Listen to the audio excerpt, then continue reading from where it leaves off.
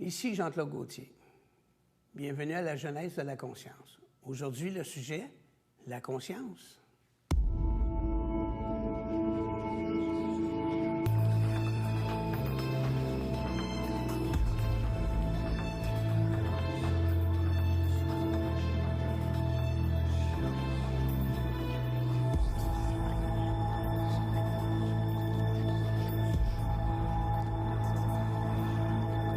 Nous accueillons Normand Pinard.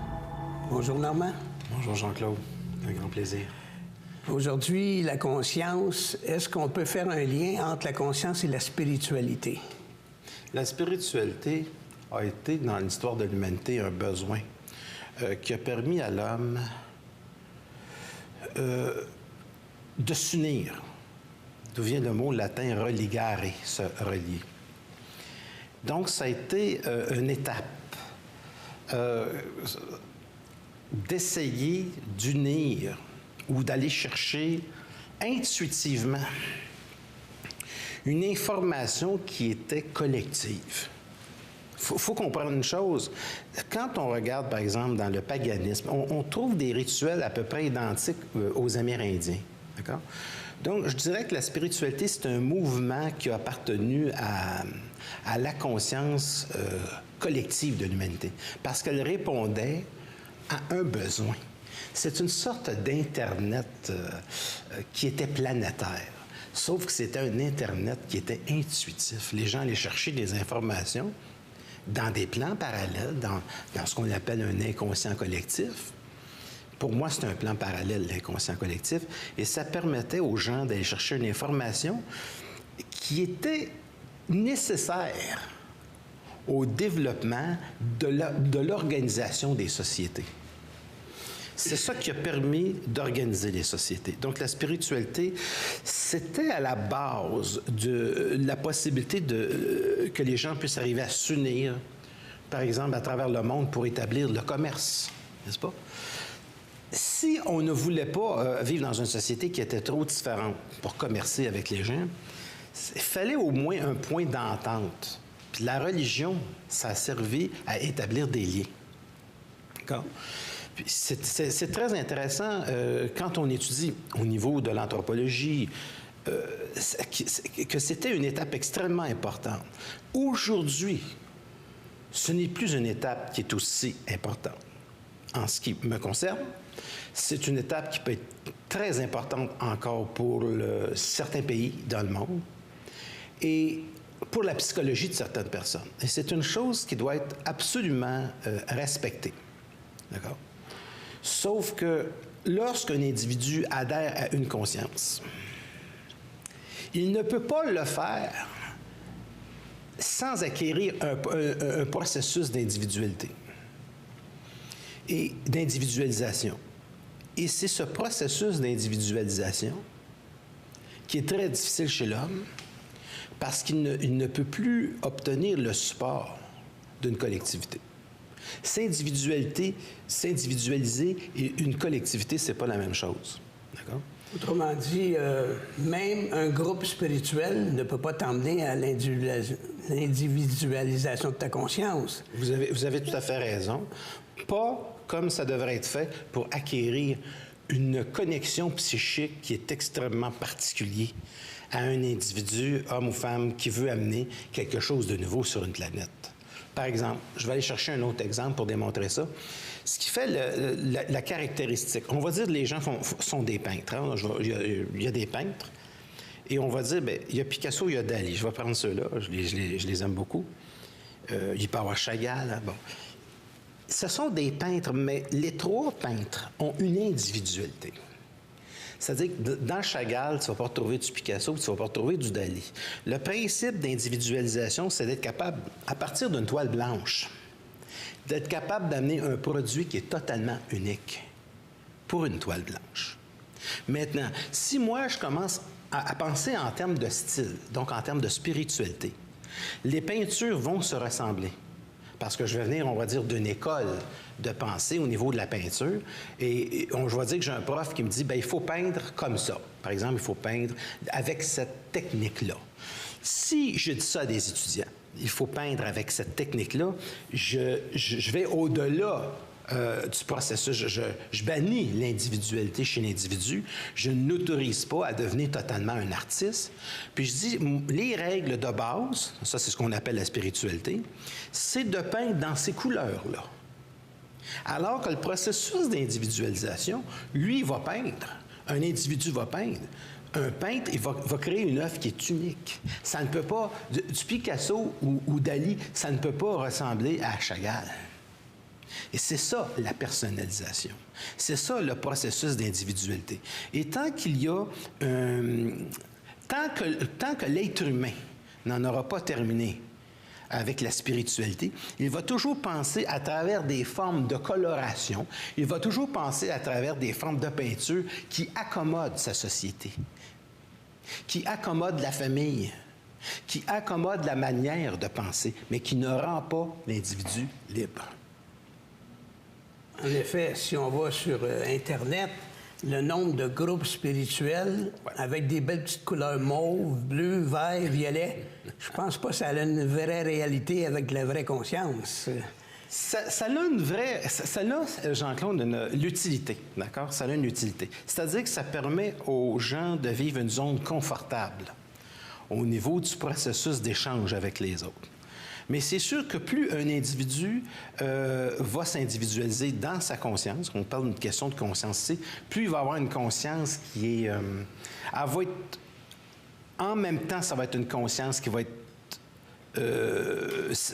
au niveau collectif planétaire, mais en même temps, il va avoir une vision de l'univers qui va être différente, puis le processus de créativité de cet individu-là va être unique. Et c'est comme ça qu'on peut, à partir de ce processus d'individualisation, créer. Puis créer, pour moi, c'est faire apparaître de l'invisible des choses qui sont visibles, qui n'ont jamais existé sur Terre auparavant. Et ça se fait seulement à travers un processus d'individualisation. Ce qui est surprenant, c'est que des êtres conscients qui se rencontrent se reconnaissent, mais ils n'ont pas besoin d'être en groupe pour être bien. Non, parce qu'une connexion psychique se fait automatiquement. L'individu qui est au niveau de l'être, un individu qui est au niveau de sa conscience est télépathique. Il sait. Moi, je parlais de certaines choses, j'avais environ 22, 23 ans.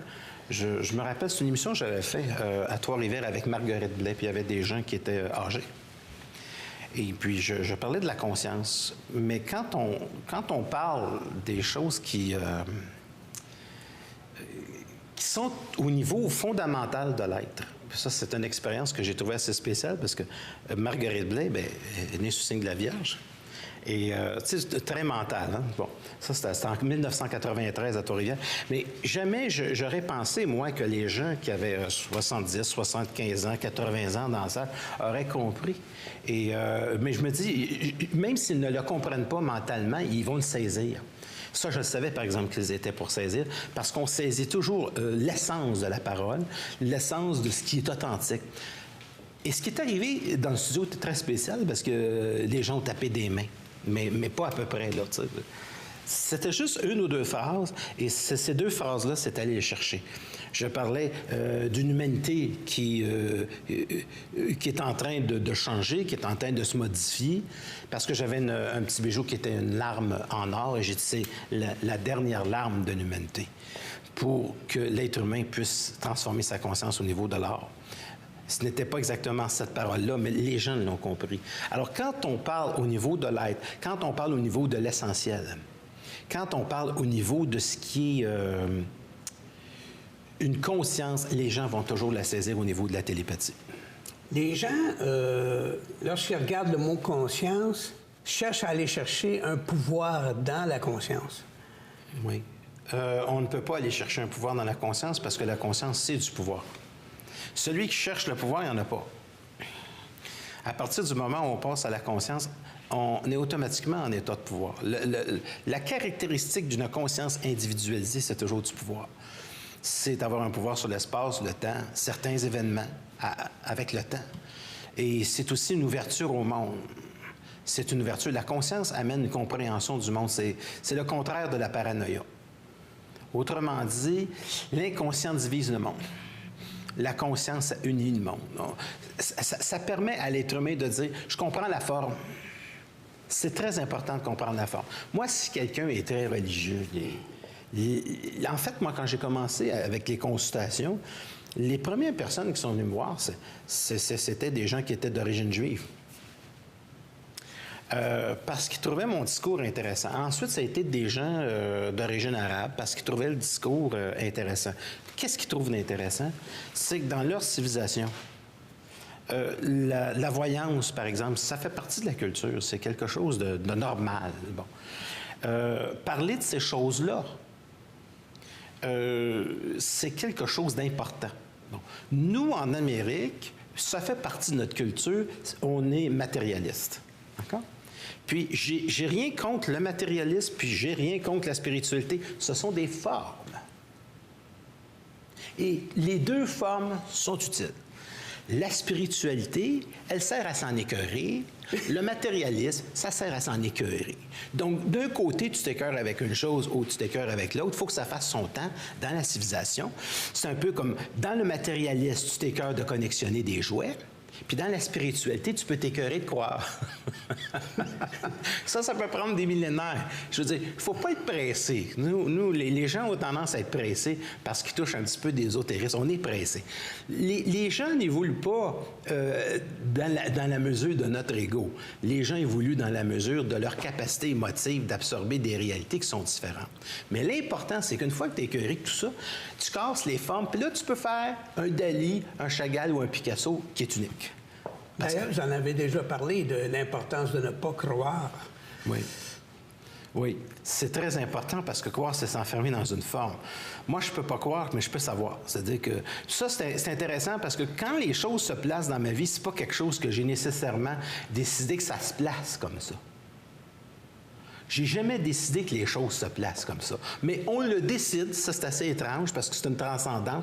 J'ai l'impression que c'est mieux décidé que si moi, avec mon ego, je l'avais décidé.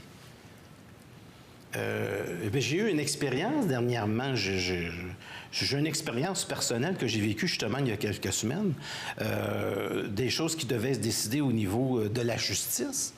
Et bon, c'est un monde avec lequel je me sens plus ou moins à l'aise. C'est un monde, c'est un autre univers et tout ça.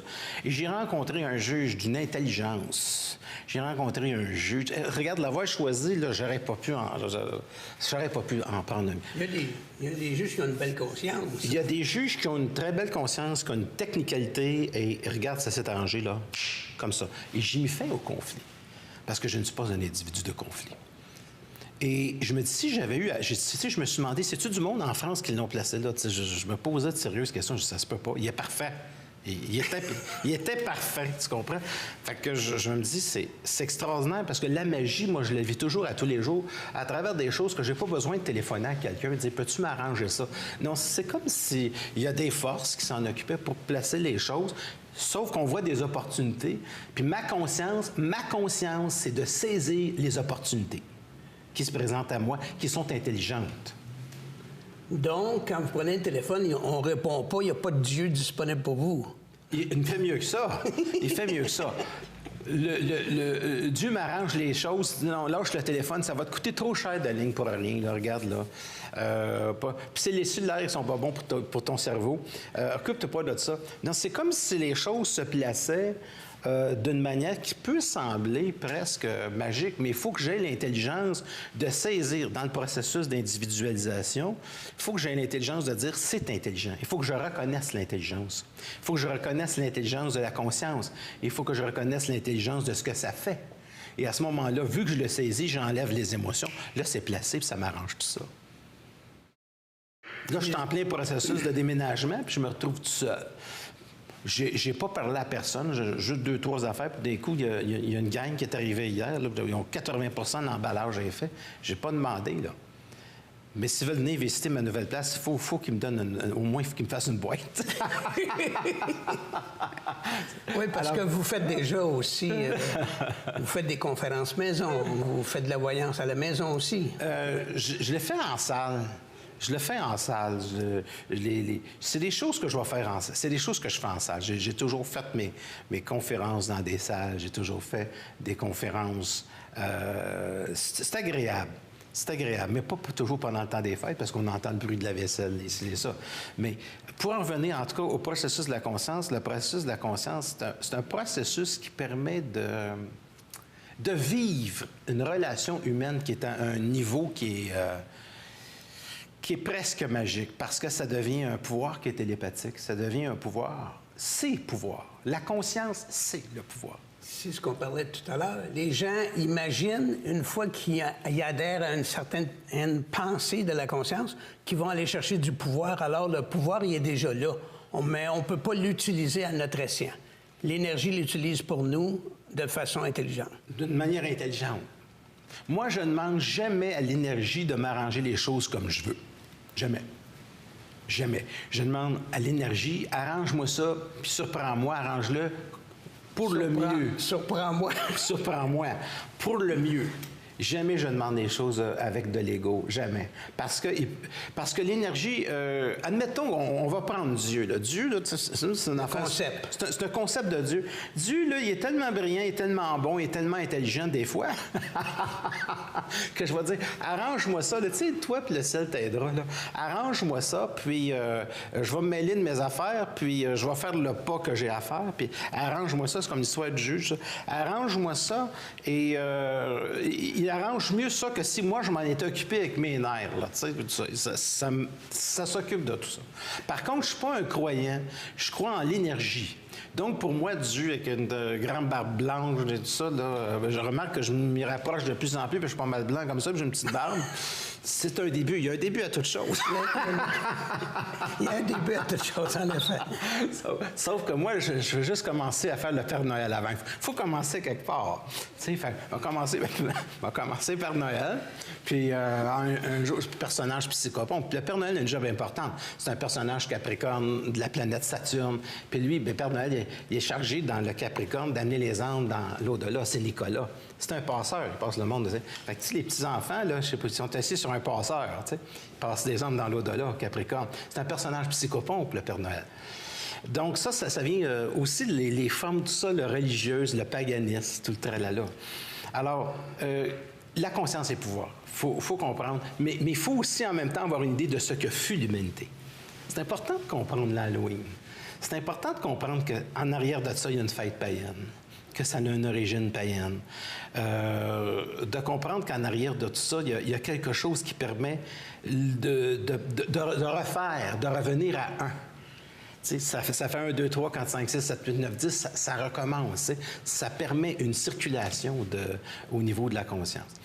Et ça fait qu'un individu est capable de peindre quelque chose qui est unique, qui est capable d'apporter quelque chose qui est unique à l'humanité. Sauf qu'il est normal qu'un individu ne place pas l'ego dans son équation. Le monde vit une très grande difficulté.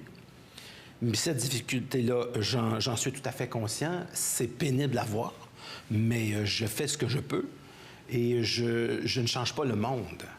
Je change ma manière de voir les choses. Je change ma perspective pour éviter la souffrance. Puis si je peux aider, bien, je le fais. C'est ce que je fais tous les jours quand les gens viennent me voir en consultation. Parlant de souffrance, j'essaie de faire un lien de temps en temps entre des gens comme Boko Haram puis Hitler. Ils ont servi... C'est sûr que c'est pas évident, mais ils ont servi à faire en sorte que les gens sont obligés de se mettre les coudes serrés puis d'aller contre un principe négatif. Il n'y a pas de principe négatif. Parce que dans la conscience, c'est pas quelque chose qui va survenir. Ça me fait travailler une question, parce que j'aime beaucoup ça. J'aime beaucoup ça, parce que ça m'oblige à aller très loin. Ça remet en question le principe du mal. C'est-à-dire, le mal, c'est quelque chose qu'on peut se servir pour se dépasser, mais la question, c'est est-ce que c'est une bonne chose? Pour moi, le mal n'est possible dans la mesure, le mal, il est possible dans la mesure où vraiment il manque de conscience. D'accord? Oui, ça peut servir le principe de la conscience. Et Hitler, il n'y a pas eu juste Hitler, là, il y en a une tonne, OK? Une jolie tonne, OK? La souffrance peut servir de la conscience, mais comme j'ai dit dans les émissions précédentes, est-ce que c'est le meilleur outil? Il y a des gens qui sont voyants, eux autres, c'est parce que, comme Jojo Savard, c'est à la suite d'un accident de voiture. Je suis obligé de rentrer dans un poteau pour devenir conscient. Y a-t-il moyen de devenir conscient? Y a-t-il moyen de développer... Sans la douleur qui va avec. Sans la douleur qui va avec. Bon, il y a des gens qui prétendent que non. Moi, je pense que c'est vrai qu'il faut beaucoup souffrir à quelque part pour arriver à une certaine conscience, mais j'en ai pas pris l'habitude. Je veux éviter, Jean-Claude, de prendre de mauvaises habitudes. La majorité des gens pensent que c'est normal. T'sais. Comme l'autre jour, j'ai pris ma voiture, là, il y avait un trafic épouvantable. De temps en temps, tu entendais un char qui rentrait dans l'autre. Il était à 7 heures du matin. J'ai dit, ça, c'est une mauvaise habitude à prendre. mais c'est la vie de tout le monde. Et je me dis, est-ce que c'est normal, cette souffrance-là, de notre organisation sociale? Est-ce que c'est normal que ça coûte une fortune pour se loger? Les religions nous ont presque habitués au fait de, si on souffre, on va se gagner un paradis. Oui, bien avant la religion catholique, puis je tiens à le spécifier, nous autres, on pense que ça commence avec le catholicisme, alors que c'était dans les religions, au début, le sacrifice humain. J'ai essayé de sacrifier le sacrifice du mieux que je peux. J'ai pris le sacrifice, puis je l'ai sacrifié, et ça marche. Sauf qu'il faut enlever de l'équation l'ego. Et ce n'est pas facile, parce qu'il y a beaucoup d'insécurité dans l'ego. C'est tout un travail. Donc, nous allons tranquillement vers cette société qui va être nouvelle. Nous allons vers cette société, mais c'est des choses qui s'établissent avec énormément de temps. Maintenant, pour en revenir à Hitler, parce que je trouve que c'est quand même des principes, Hitler, c'est la nécessité de l'inconscience. Est-ce que ça permet à une civilisation de passer à la conscience? Réponse, non. Mais c'était une expérience qui était poussée à l'extrême pour essayer d'emmener des gens à une certaine conscience. Non, parce qu'on oublie Hitler. Ça s'oublie, Hitler. Qu'est-ce que c'est Hitler pour un jeune qui a 18 ans aujourd'hui? Est-ce que ça le touche vraiment? Non. La souffrance, comme telle, c'est pas quelque chose de vraiment utile. Et c'est quelque chose dont on doit apprendre à se débarrasser au fur et à mesure, parce que là, le mal qui a servi une certaine partie de la civilisation, pour des jeunes aujourd'hui qui ont 15 ans, là, eux autres, ce qui les intéresse, c'est d'avoir des caméras là, géo, puis de se promener là, en faisant du ski. Ils s'en foutent de ça, là, comme dans l'an 40. Là. Le mal, pour eux autres, c'est un jeu vidéo. Alors, arrêtez là, je parle à l'humanité, pas toi, Jean-Claude. Arrêtez de miser là-dessus. Donc, le mal, c'est le produit de l'inconscience, c'est le produit de la stupidité. Puis on doit se soustraire de ça pour passer à un niveau de conscience qui n'a rien à voir avec... On recommence encore à souffrir. Quand je dis que j'ai sacrifié le sacrifice, c'est je ne m'habitue pas à la douleur de l'inconscience, à ce manque de pouvoir, à ce manque d'être incapable de prendre toute notre place. Si les gens veulent communiquer ou vous joindre, il y a un téléphone, il y a Internet... Oui, allez sur www.normandpinard.com. C'est tout. Les informations sont là. Et puis, je donne des conférences, that's it. Et vous faites aussi de la voyance. Oui, mais il y a des gens qui me contactent pour de la voyance, oui. Ça me fait plaisir. Il ne faut pas avoir peur, là, je ne vais pas transformer personne en crapaud. Ça m'est déjà arrivé. Faut que je pense. Non, j'ai jamais été assez mauvais pour ça. Mais je pense qu'il y a plus de monde qui ont transformé des gens en crapauds que moi, là, tu sais. Quand les gens conduisent des voitures, là, il y a la rage au volant, tout ça, c'est... Ah, mon Dieu. J'ai jamais klaxonné. Voilà, j'ai jamais klaxonné parce que tu peux pas changer un fou en 5 minutes. Même si tu te coupes 20 fois, là, tu peux rien faire. Fait que je me prends ça bien tranquille, puis j'écoute de la musique tranquillisante, comme du Nouvel Âge, de Steve Roach, de la musique tranquille. Il n'y a rien à faire dans un monde inconscient. Tu peux juste être. Normand, que penser du journaliste qui a écrit « Les églises s'en vont chez le diable ». On parle ici, un gros montant, là, 180 églises dans l'espace d'une année, 2 années, qui ont été transformées soit dans des projets sociaux, qui n'est pas mauvais, ou d'autres religions qui ont acheté ces églises-là. C'est un besoin chez l'être humain de croire, comme je disais tantôt, les gens qui vont à l'Église ou qui croient dans des formes, moi, je n'ai pas amené de morale à ça, là. C'est un besoin. Et il y a des gens qui sont rendus là, dans notre société, de croire en toutes sortes de choses. Nous autres, au Québec, on a la chance d'être plus dégagés. Des formes, d'accord? On est plus dégagé aussi de la famille. La famille du Québec, elle a explosé. Ça aussi, c'est une religion, la famille. Et dans d'autres pays, la famille a beaucoup plus d'importance. Il y a moins de stress, elle a une utilité. Mais quand on rentre dans un processus de conscientisation, la conscience, c'est quelque chose de tellement unique qu'on ne peut pas atteindre un niveau de conscience sans se détacher des acquis que la religion donnait à l'homme. C'était reposant à croire en une forme. Mais quand tu arrives à ta conscience, quand tu arrives à ton individualité, c'est stressant. Parce que tu as un pont. C'est un peu comme quelqu'un qui est sur un bureau, qui vient pour, on va dire qu'une fenêtre en haut, là, qui veut se libérer, il est dans une prison, il prend un bureau, il veut sauter. Mais il y a un moment donné où ses pieds ne touchent plus le bureau, puis à un moment donné, il a juste la tête sortie dehors. Là.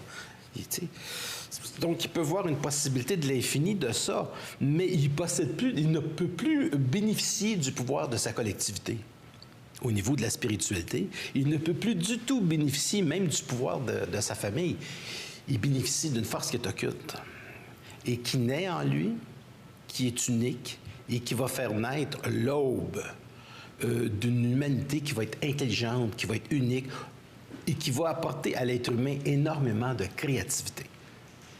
Et c'est à souhaiter que ce ne sera pas une créativité qui va être spiritualisée ou spiritualisable. Une individualité qui va permettre d'entrer en contact télépathique avec les êtres humains puis de pouvoir les rejoindre à un autre niveau que moi j'appelle le niveau de l'être. Les philosophes l'appellent le niveau de l'être. Moi, je dirais une communion avec de l'intelligence pure pour comprendre que cette intelligence-là n'est pas humaine. Elle est universelle, elle est cosmique et elle vient de d'autres planètes. Là, ça va commencer à devenir une intelligence intéressante. Mais je dirais que, pour avoir parlé avec beaucoup de personnes sur la conscience, ils ont comme une peur viscérale de dépasser le principe de Dieu. C'est correct. L'homme a le droit d'avoir peur. Moi, j'ai connu la peur. Tout le monde a connu la peur. On a tout le droit de traverser une période où l'être humain vit une peur. C'est normal dans un processus d'individualisation. Sauf que le processus d'individualisation, c'est un processus qui va amener à affronter un stress qui est énorme. Parce que si tu n'as pas le pouvoir d'une société, tu te débrouilles seul. Merci beaucoup, Normand. C'est un grand plaisir.